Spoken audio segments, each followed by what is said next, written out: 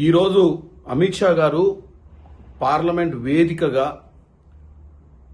Naxal free March 31 లోపు నక్సల్స్ మొత్తాన్ని కూడా నిర్మూలిస్తాము, నిషేధిస్తాము, మట్టు పెడతామని చెప్పి ఉపన్యాసం ఇస్తూ భారతదేశ ప్రజలకు తప్పుడు సంకేతాలు ఇస్తూ కాంగ్రెస్ పార్టీని బదనాం చేయాలని కాంగ్రెస్ పార్టీ నాయకులు సోనియా గాంధీ గారిని అలాగే రాహుల్ గాంధీ గారి గురించి తప్పుడు సమాచారం ఇస్తూ ఈ దేశంలో జరుగుతున్నటువంటి ఇప్పుడు ప్రస్తుత ఎన్నికలను దృష్టిలో పెట్టుకొని కాంగ్రెస్ వైపు ప్రజలు మొగ్గు చూపొద్దని మాట్లాడినట్టుగా ఉంది. ఎందుకంటే ముఖ్యంగా ఒక విషయంపై చెప్పదలుచుకున్నా తెలంగాణ ప్రజలకు.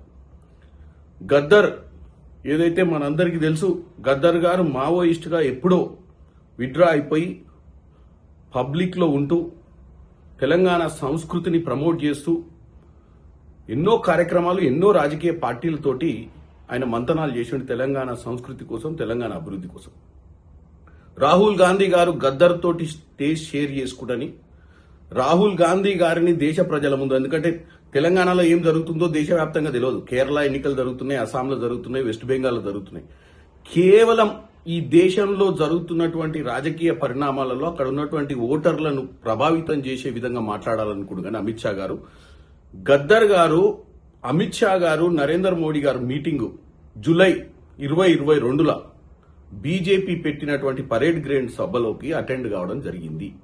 ఆ విషయాన్ని మరి మర్చిపోయి అమిత్ షా గారికి ఎవరో రాసిచ్చిన స్క్రిప్ట్ను చదువుతూ ఈరోజు గద్దర్ గారితో స్టేజ్ షేర్ చేసుకున్నటువంటి రాహుల్ గాంధీ గారిని తప్పుడు సంకేతాలు ఇచ్చి రాహుల్ గాంధీ గారు తప్పు చేసిరని చెప్పే ప్రయత్నం చేశారు.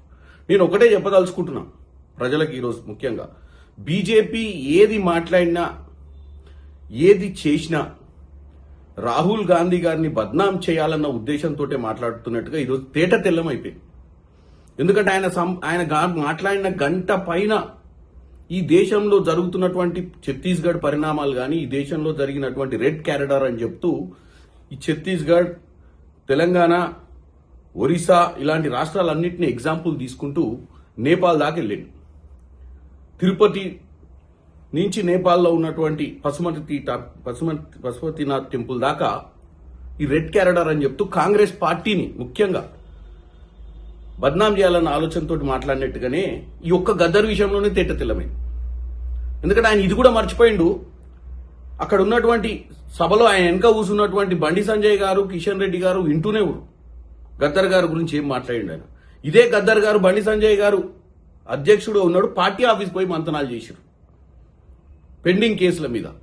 అంటే ఒక పక్కన నక్సలైట్లు లొంగిపోయిన వాళ్ళకు మర్యాద ఇస్తున్నామని, లొంగిపోయిన వాళ్ళందరికీ మేము సరి అయినటువంటి జీవిత ప్రసాదిస్తామని, ఇక్కడ ఉన్నటువంటి ప్రజలతో మమేకం కావాలని చెప్తూనే ఎప్పుడో సరెండర్ అయినటువంటి గద్దర్ గారిని కూడా రాహుల్ గాంధీ గారు స్టేజ్ షేర్ చేసుకున్నారు. కాబట్టి నక్సలిజాన్ని రాహుల్ గాంధీ గారు ప్రమోట్ చేసిరని చెప్పే ప్రయత్నం చేయడాన్ని ఇవాళ ప్రజలు గుర్తించాలి. ఎందుకంటే బీజేపీకి ఒకే ఒక ఆలోచన, ఎట్టి పరిస్థితిలో ఇప్పుడు జరుగుతున్నటువంటి ఎన్నికలలో కాంగ్రెస్ పార్టీ గెలవద్దనే తప్ప, వాస్తవంగా వాళ్ళు ఈరోజు మార్చ్ 31 లోపు నక్సల్ ఫ్రీ ఇండియా చేయడం అనే దాన్ని మేము తప్పు పడతలేము. కానీ దాంట్లో కూడా కాంగ్రెస్ పార్టీ మీద దుమ్మెత్తిపోయాలని, కాంగ్రెస్ పార్టీ గురించి, కాంగ్రెస్ పార్టీ చరిత్ర గురించి తప్పుగా మాట్లాడటాన్ని మాత్రం తీవ్రంగా ఖండిస్తున్నాం.